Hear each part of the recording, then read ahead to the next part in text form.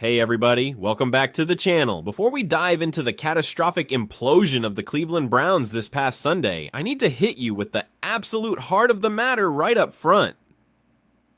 For weeks, the Browns front office, from Andrew Berry to Kevin Stefanski, projected a facade of steely-eyed certainty. They insisted they could navigate forward successfully without Sanders, citing organizational direction and cultural fit. It was a masterclass in corporate messaging, completely disconnected from reality. This past weekend, against the Pittsburgh Steelers, that veneer didn't just crack, it shattered into a million pieces. The Steelers game wasn't just a loss, it was a nationally televised organizational collapse, and the most damning evidence wasn't on the field, it was in the stands. I'm talking about the thousands upon thousands of empty seats. This is the real hook, the undeniable truth that should terrify every single person in the Browns hierarchy. Cleveland Browns are currently experiencing fan abandonment unprecedented in modern NFL history. This isn't just about disappointment, it's an active boycott protesting the departure of Sanders. And the organization knows it. According to multiple sources, Browns ownership specifically instructed broadcast partners to avoid crowd shots, a desperate attempt to sanitize the narrative. The networks, to their credit, ignored the request entirely. Why? Because the authentic story of a fan base voting with its feet is far more compelling than any press release. The empty seats are the unmistakable message that press releases can't spin away.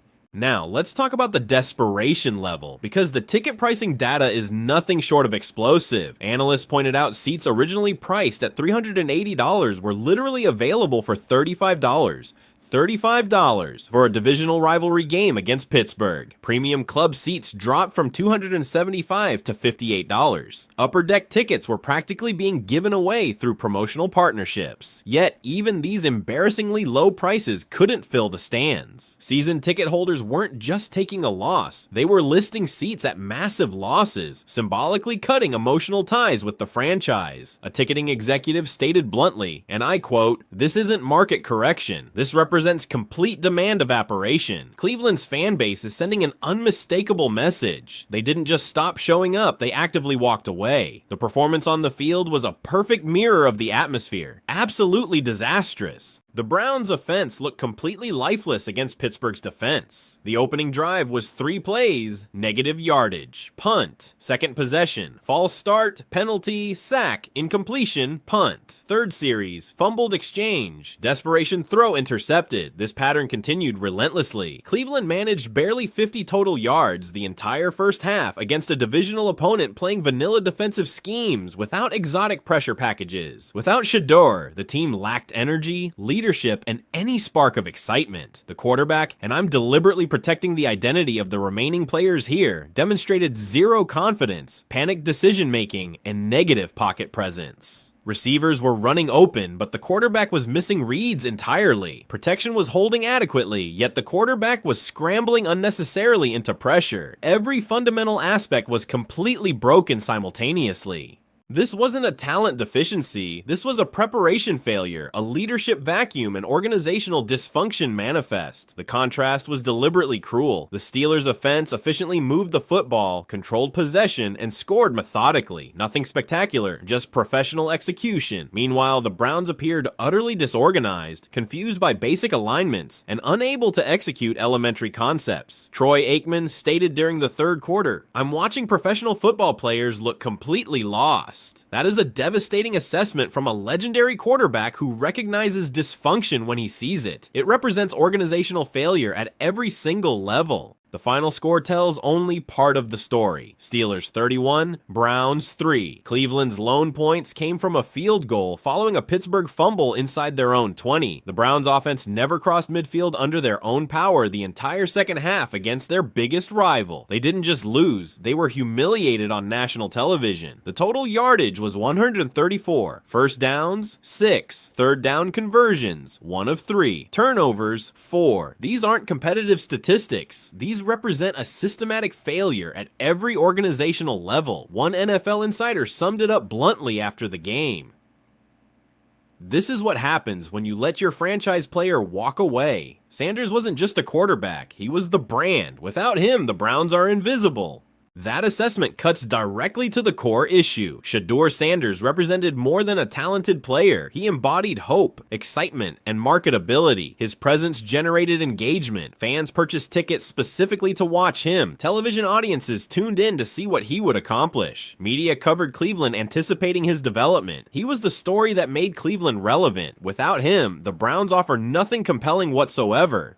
Social media absolutely exploded following the final whistle, but the reaction transcended typical sports disappointment toward genuine betrayal fury. The hashtag #WeWantShedeur trended nationally within minutes, accumulating over 180,000 mentions overnight. Wig chair at empty seats generated thousands of photos documenting the attendance crisis, visual evidence impossible to ignore.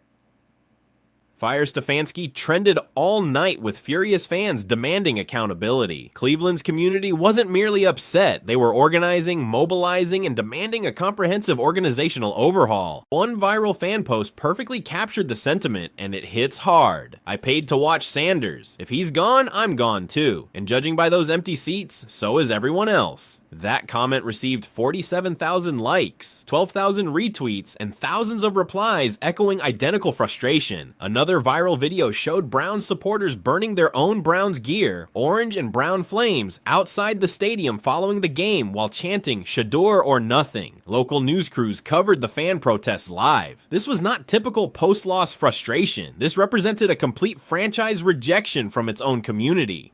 Fan forums are revealing even deeper sentiment. Season ticket holders are announcing cancellations. Generations-long Browns families are declaring the end of their fandom. One passionate post stated, "My grandfather took me to Municipal Stadium in 1987. My father never missed a home game for 20 years. I've had season tickets since 2006. Today I canceled. I'm done watching organizational malpractice. Call me when competent people run this franchise." That post alone generated over 3,000 comments, nearly all expressing similar decisions. The fan base isn't threatening departure, they're actively leaving. National media coverage became absolutely merciless too. ESPN dedicated an entire segment analyzing Cleveland's disaster. Dan Orlovsky stated the Browns committed organizational malpractice. Shedeur Sanders represented everything modern franchises desperately need: talent, marketability, fan connection. Cleveland had him, they let him walk. Now they're paying a catastrophic price nobody should be surprised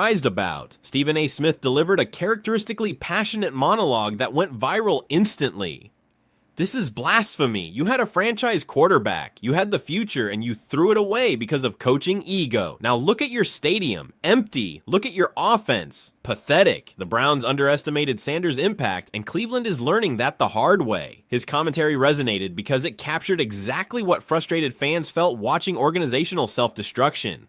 Fox's post-game show was equally damning. Terry Bradshaw offered an unfiltered assessment. "I've seen bad decisions in 50 years around this league. This ranks among the absolute worst. Empty seats don't lie. Fans vote with attendance." Cleveland's fan base delivered a clear verdict. They're done until the organization demonstrates basic competence. The Sanders element creates a fascinating parallel narrative that haunts Cleveland continuously. His jersey sales, his marketability, and the energy he brought to the team simply can't be replaced. Since departing Cleveland, he's become professional football's most discussed non-playing figure. His social media following has increased exponentially. Endorsement deals are multiplying rapidly. A documentary crew is following his every move. Meanwhile, Sanders maintains complete public silence regarding the Browns situation. No complaints, no attacks, no bitterness expressed publicly, simply posting workout footage, training content, and motivational messages. His restraint makes the Browns' dysfunction appear even more embarrassing by contrast. Here's the truly damaging aspect revealing organizational catastrophe. Jersey sales data shows a stunning reality. Shedeur Sanders' Browns jerseys are still outselling every current Cleveland player combined.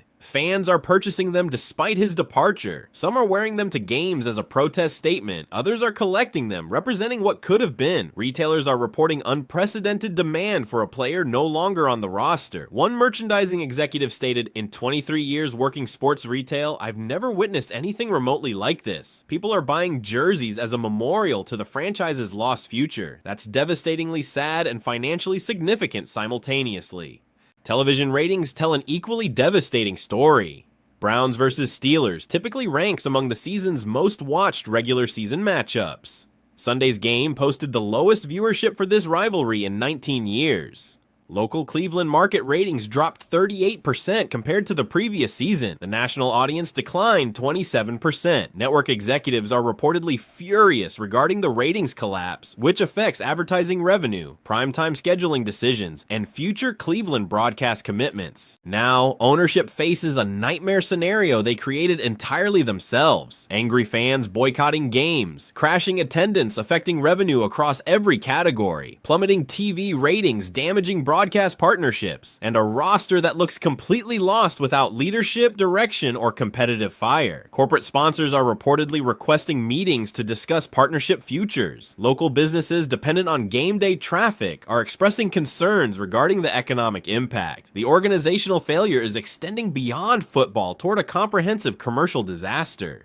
The financial implications are devastating. Stadium sponsorships are potentially affected by the attendance crisis. Luxury suite holders are questioning renewal commitments. Corporate hospitality events are being relocated. One financial analyst specializing in sports franchises estimated the Cleveland Browns are potentially facing $40.6 million in revenue loss this season, directly attributable to Sanders' departure and the resulting fan backlash. For franchise valuation, that's catastrophic damage requiring years to recover. Meanwhile, Sanders' name keeps trending, proving that even when he's not on the field, he's the biggest story in football. Every Browns loss generates renewed Sanders discussion. Every empty seat represents his absence. Every social media complaint mentions what Cleveland lost. He haunts the franchise despite his physical absence. That's a nightmare scenario where an organizational mistake permanently overshadows everything else attempted. The Browns can't escape their own disastrous decision regardless of desperate PR efforts. Behind the scenes, sources indicate emergency meetings are occurring constantly. Ownership is consulting external advisors, desperately seeking solutions. The front office is evaluating coaching staff competence. The coaching staff is questioning roster decisions. Everyone is deflecting blame while the situation deteriorates rapidly. The dysfunction is feeding on itself, creating a vicious cycle where problems compound rather than resolve. Without decisive intervention, organizational collapse accelerates rather than stabilizes. The post-game press conference transformed into an organizational autopsy broadcast live. Stefanski faced a hostile media barrage, asking questions he couldn't answer honestly. Coach, was the Shedeur Sanders decision worth this disaster? Stefanski deflected robotically with generic platitudes. Kevin, empty seats throughout the stadium. Your response? More hollow talking points about staying focused and the process. Coach, fans chanting, "We want Shedeur" during the fourth quarter. Address that directly. Visible frustration before the press conference ended abruptly. His inability to address reality directly demonstrated complete organizational paralysis.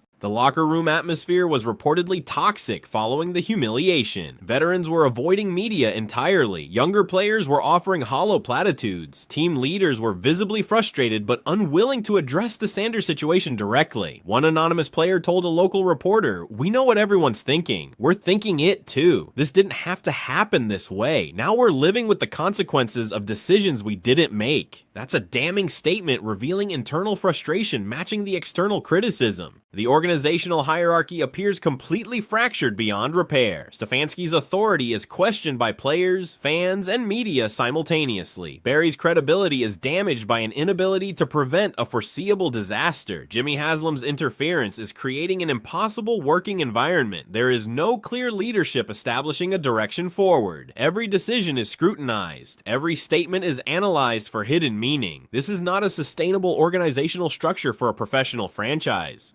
As one analyst put it perfectly, the Browns didn't just lose a quarterback, they lost their future, and now they're paying the price. That assessment captures the comprehensive organizational failure concisely. Cleveland possessed a generational talent, creating excitement, engagement, and hope. They voluntarily discarded him through internal dysfunction. Now they're experiencing the predictable consequences. An empty stadium, a furious community, national embarrassment, and no foreseeable recovery path. Free agency implications loom ominously. Quality players observe organizational dysfunction carefully before committing their careers. Cleveland's current situation is broadcasting a clear message: avoid this franchise. That creates cascading effects, limiting roster improvement options, extending the competitive timeline, and deepening the crisis. Draft implications are equally concerning. Top prospects could potentially refuse pre-draft visits. Agents will be advising clients against Cleveland. The franchise is becoming the NFL's cautionary tale rather than a destination organization. The truly tragic element cuts deepest for the loyal Cleveland community. Browns fans deserve dramatically better than this organizational malpractice. They're passionate, loyal, and knowledgeable supporters, enduring decades of disappointment with remarkable patience. They create incredible atmospheres when given a reason for hoping. They spend money, time, and emotional energy supporting the franchise. Instead, they are being abandoned by an organization refusing basic competence. That betrayal transcends sports into a community identity crisis. The Cleveland Browns are living in regret, whether they publicly admit it or not. Reality speaks louder than carefully scripted press releases. They had a franchise quarterback generating unprecedented excitement. They had an engaged fan base ready to support a competitive team. They had the opportunity to build sustainable success. They destroyed everything voluntarily through organizational dysfunction, coaching ego, and ownership interference. Now they're paying a catastrophic price visible every Sunday. The empty stadium serves as a monument to their colossal failure. Disastrous performances confirm fans' worst fears. Social media eruptions demonstrate community rage. National coverage is cementing reputation damage. This story continues unfolding throughout the remaining season. 14 more games, 14 more potential embarrassments, 14 more weeks. That empty stadium serves as a constant reminder of organizational failure. But the conclusion is already written clearly. The Cleveland Browns chose organizational chaos over franchise stability. They chose short-term control over long-term success. The consequences are playing out exactly as everyone predicted. Everyone except the Browns' decision makers, apparently too arrogant to acknowledge the obvious reality staring directly at them from those thousands of empty seats every single Sunday.